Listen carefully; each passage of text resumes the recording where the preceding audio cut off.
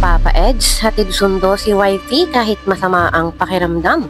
Sabay umattend ng party pero sabay ding nawala. Saan kaya pumunta ang dalawa? At resulta ng x-ray ating alamin at pag-usapan ngayong araw. Pero bago po ang lahat, mag-love shoutouts lahat ng ating listeners, viewers, and subscribers saan mang sulok ng mundo, Mapaluzon, Visayas at Mindanao, lalong-lalo na po sa ating mga kababayan OFW. Kamusta po kayo mga kalingap? Mabuhay po kayo hanggat gusto nyo. At kung bago ka pa lang sa aking munting YouTube channel, huwag ka nang mahiyang mag-subscribe, like, share, and comment.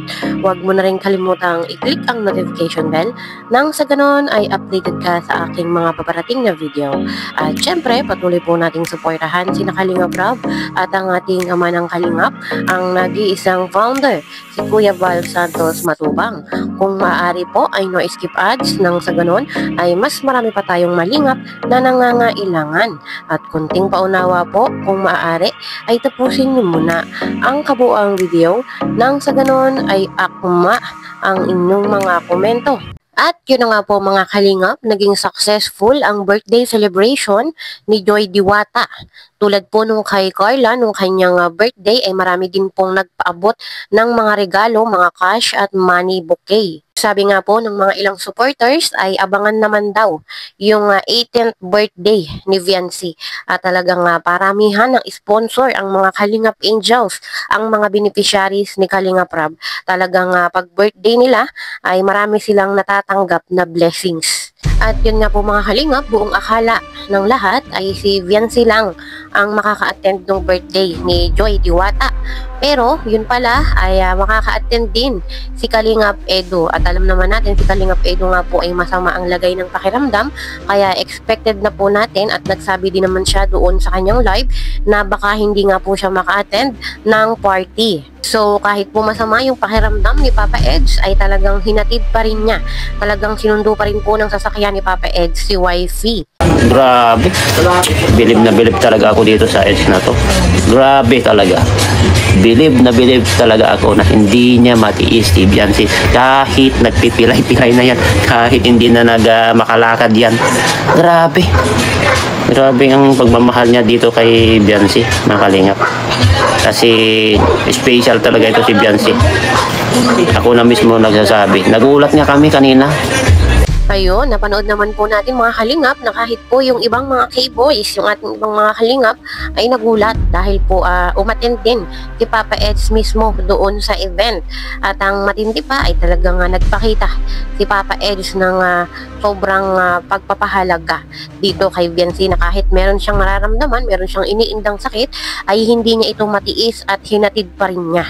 Grabing pagmamahal, talagang real na ang Edsy. Bukod sa paghatid, eto pa. Siyempre si Edu pa rin ang nagsundo kay Viancy.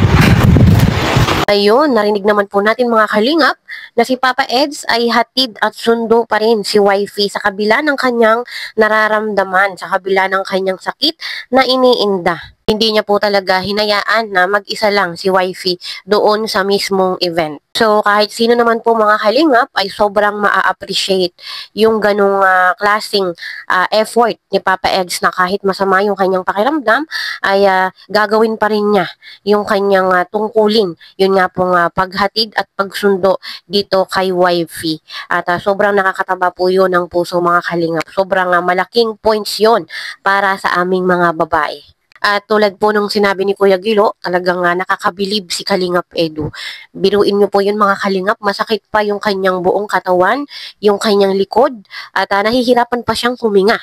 Pero talagang nagpakita siya ng pagiging special talaga si Viancy para sa kanya. Kasi kung sa iba-iba yon, 'di ba? Ay magpapahinga na lang, ipapahinga na lang niya yung kanyang nararamdaman kaysa lumabas, kaysa mag-effort ng ganun, 'di ba? Pero si Kalingap Edu ay talagang nagpakita na talagang sobrang mahal niya si Viancy. Sa kabilang dako nga po mga kalingap ay nagpa-check up na si Papa Ed. So ito po yung result, panoorin po natin. Yan, wala pong sakit si Ed, mga kalingap. Yan, isa, number 1. Wala pong sakit si Ed at yung yung findings po ay wala pong findings sa kwapo ni Ed. Wala pong findings. Sabi niya, magaling na ako, kuya. Tita, sabi niya, magaling ka dyan. Sabi ko, ang gawin, baka next na. Sabi, hindi, magpahilot ka na kasi wala naman findings. Wala naman findings. Kahit sabi mo na malakas ka na, sabi namin, may lamig pa yan. Hindi mo nararamdaman yung sakit na naman kasi bakit? Umiinom ka ng pain reliever. Pero kapag wala yung pain reliever na yan, babalik na naman yung lamig sa katawan mo, sabi ko sa kanya. Ayun, narinig naman po natin mga kalingap na wala pong findings normal yung x-ray at negative. So, buti na lang talaga at walang findings at puro lamig lang kaya po masakit yung kanyang buong katawan. At sana ay iwasan din yung pag-inom ng pain reliever at hindi rin po yun maganda yung palaging umiinom ng pain reliever. Hindi rin po yun ina-advise ng doktor. Yun po nga pag-inom ng ganung mga gamot dahil hindi rin po yun maganda sa ating katawan. At tama po si Kuya Gilo, after mo pong uminom ng pain reliever at nawala na yung bisa ay babalik din yung sakit na nararamdaman. So much better kung idaan sa hilot or ipahinga ang katawan. Huwag mo nang masyadong magpakapagod. Ipahinga yung katawan, ikalma muna ang pag-iisip. Siguro sa sobrang pagod, puyat, stress, lahat po ay nagsama-sama na dala pa ng paiba-ibang panahon. Ayan ang nagiging resulta. Kaya po wag muna sanang abusuhin ang katawan. Ano po Papa Edge?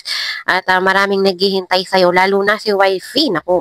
Kaya, pero ito baka bukas daw, sana ito pa rin niya kasi gusto niya na naman gagalaw gusto niya na naman gusto niya na naman magtrabaho, mga kalingap.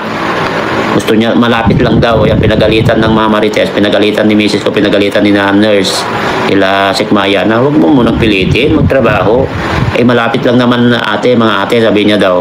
Malapit lang naman yung pupuntahan ko na pag, ang bihira. Ayaw niya kasi may standby ito si Ed, sa totoo lang, mga kalingap. Gusto niya trabaho ng trabaho. Tingnan mo, hindi pa masyado. Kaya sinabihan nila Mrs., sinabihan nila nurse, sila Sikmaya na mas mahirap ang mabinat. Singapore Sislin na sabi ni Tita Melissa. Mas mahirap ang mabinat kaysa Ed, sabi nila. Pinagalitan daw nila kanina kasi gusto niya na naman magtrabaho. Ayun, tama po mga kalingap, masama po ang mabinat. Delikado po ang mabinat dahil po ang binat ay nakakamatay. At sa totoo lang po mga kalingap, marami na pong case na ganyan na namatay dahil po sa binat. Kaya po much better kung talagang masama ang pakiramdam mo ay magpahinga. Ano po, dahil ang buhay natin ay iisa lang. Hindi po tayo pusa na talagang siyam ang buhay.